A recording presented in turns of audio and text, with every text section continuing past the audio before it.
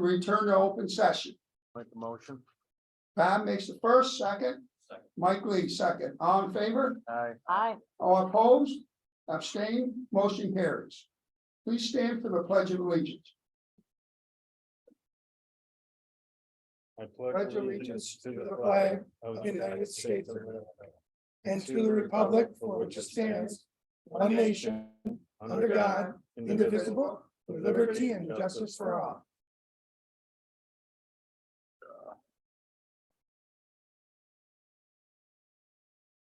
Privilege of the floor. Is there any residents that have, make some comments? No, good, okay. Consensus agendas. I will now call for a motion to approve the following consensus agendas, items 1 through 6 as submitted. Is there a motion? I'll make the motion. Second. Julie, Bob seconded. Any discussion? All in favor, signify by saying aye. Aye. Aye, those opposed, nays have it. There's my old union. I got a little chick. Yeah, what? I like it.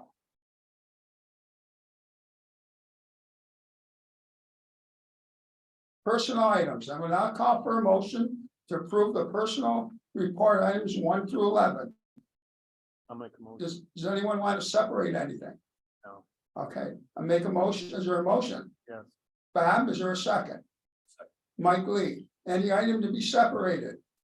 All those in favor of approving of items in the personnel report, say aye.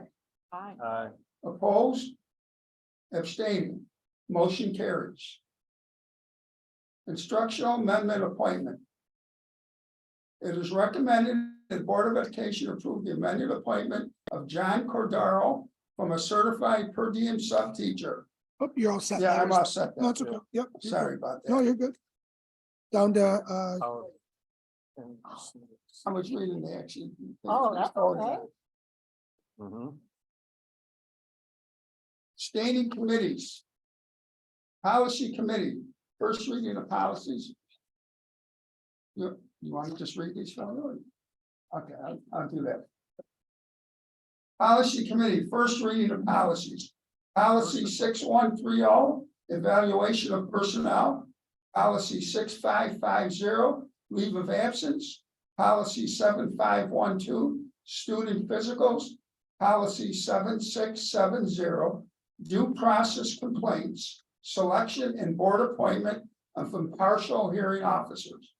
Policy 8450, home, hospital, or instructional instruction, homebound instruction. Student report, ex officio. All right, I don't got much today, but we have about 10 weeks left of school. The marking period closed on Friday. Prom tickets go on sale May 1st and from the June 2nd in St. Louis Grand Manor. Graduation is June 22nd on the football field at 7. Student council has a Krispy Kreme donut sale ongoing starting at the end of the month. And then we have our Falcon Yard sale sponsored by Student Council on May 20th. I thank you for that. Very good, young man. I don't have nothing under president's report, superintendent's report. okay. Tom, updates on hiring? Happy to announce that all of the NWSRP positions that are filled, aside from the bus drivers, that is something that we continue to recruit actively for and seek. We're in the process right now of identifying our staffing levels for next year in open spots, acceptance of retirements and so on and so forth, and any internal movement that would happen there. So we're in a very, very good position for next school year and planning for that already, and subsequently for years ahead of that.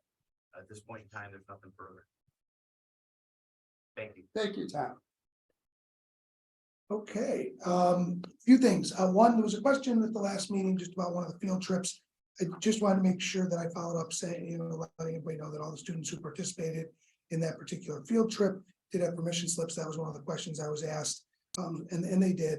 There was a youth leadership conference sponsored by GLIS of Western New York. One of the presenting sponsors was Embrace of Western New York. So I just wanted to share that information with everyone because it was asked. I want to talk just for a minute about an investigative report that probably will be hitting the news regarding, it'll be like a part two. I don't know if it was more than part one, but regarding IDAs and pilots, okay? Steve Sabo and myself did a Zoom, which was recorded, regarding IDAs and pilots and the impact that they have on school districts. Just in a nutshell, so everybody knows what we shared, I won't go into a little detail. I don't know if they're gonna post the whole thing, if they're gonna take little segments. But what we said was in essence this, we understand that municipalities have a responsibility. They have a responsibility, they have many responsibilities, one of which is to bring businesses into the area. And what IDAs do is they attempt to sweeten the pot for businesses to come into our communities. And the question I think that people ask when it comes to payment in lieu of taxes is how much and what are the municipalities, but also in our case, the school districts losing potentially from those pilots. And, you know, each one would have to be evaluated differently. School districts do not sit on those IDAs. Quite frankly, I don't want to. That is the job of a municipality. There's been some legislation that was talked about even at our last legislative breakfast with some of our legislative leaders about removing school districts from those pilots. In other words, it would only be the municipalities that would be contracting for X number of years at a certain tax reduction. So we did talk about it. We I think made clear kind of what our position is, and that is that it's not we don't necessarily take a position on pilots in general, understanding that some are more beneficial maybe to a district than others. We did say this, you know, that there are sometimes lapses when a pilot comes off and it should, or when a contract lapses and the time that it actually comes off of the tax rolls, sometimes there's a gap there.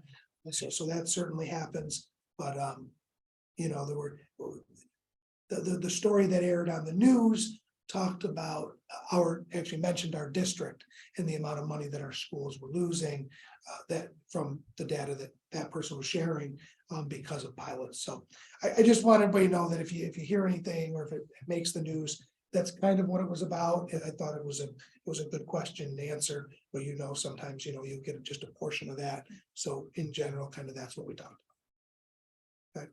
Any questions or comments on that? Well, there's a time and place for these pilots. They're actually probably spending way too much money on pilots anymore. You know, the thought process was money for jobs. The state really needs to, if they want to enforce this stuff, is whatever jobs they promise, give them the jobs. But rarely does that happen. And I know a number of incidents where there are 500 employees off. So there's what they call a clawback, but they can't enforce it. And now these pilots are coming up in the city of Niagara Falls for hotels, for seasonal workers. That's not what it was created for, but the government needs to get more involved in that. Any more on Dan's report? I have a couple of things, if that's okay. The Board of Education walkthroughs, thank you for those who were able to participate. The students in some of the buildings just had some really nice receptions for the board members. So some of you may want to talk about that in a little bit, but to me, I just want to say thank you to those that were able to attend. You know, others have attended in past years. Every time you do that, it's really nice, and it's a great opportunity for you to get through into the buildings and see people, but it's a good opportunity for others to see you, which is really great. At our May 3rd meeting, we'll be honoring our winter athletes. Okay. On May 5th, May 6th, and May 7th, Into the Woods is our ETMS musical this year. Okay. May 7th, or Friday, May 5th and Saturday, May 6th, it's at 7 p.m. And Sunday matinee will be Sunday matinee on the 7th will be at 2 p.m. Okay. Our spring sports are off to a great start. I know that this time of year, I always reflect on the having turf. Particularly for baseball and softball, those sports are able to play. And if in school districts that don't have it for baseball and softball really struggle. And, you know, we said when we put that in, that was really a focus. And it certainly has made a difference when other places have been too wet and aren't able to do it. You know, we've been able to, so that's been a good thing for us. June 7th, our June 7th Board of Education meeting, we're gonna have an art show. Okay, we had an art show a few years ago. They're gonna do it in the main entry lobby area. There'll be some music, the art show, followed by, when we come back here, the retirement reception. Okay, so that day, instead of having executive session at 6 o'clock, we'll do the art show, the retirement reception, go into our regular meeting, and we'll have our executive session afterward. Okay.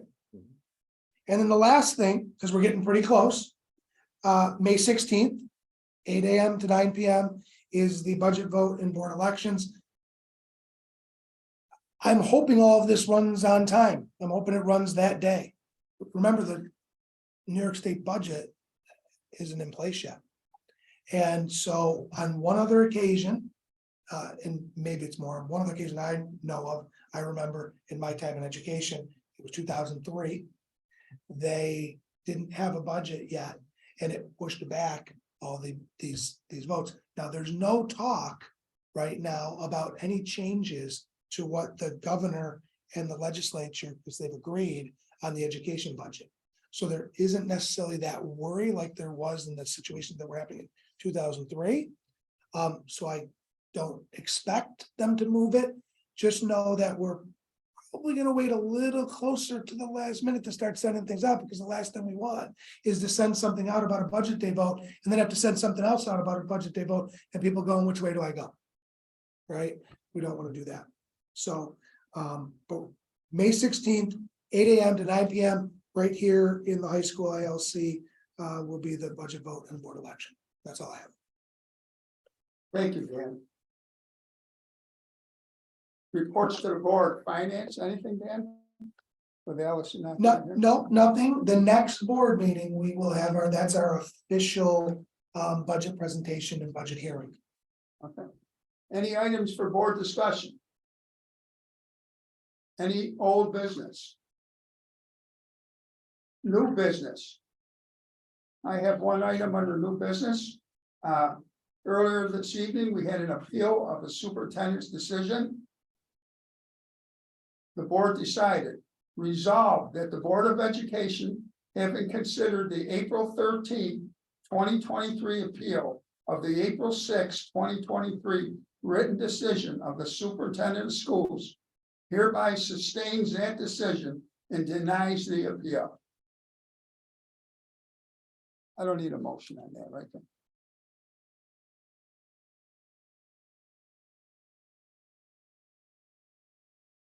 Any public comments? Board member comments, Bob? Yeah, we, Dan talked about our Board of Education walkthrough. I think this year was probably the nicest one I've been on since I've been on the board.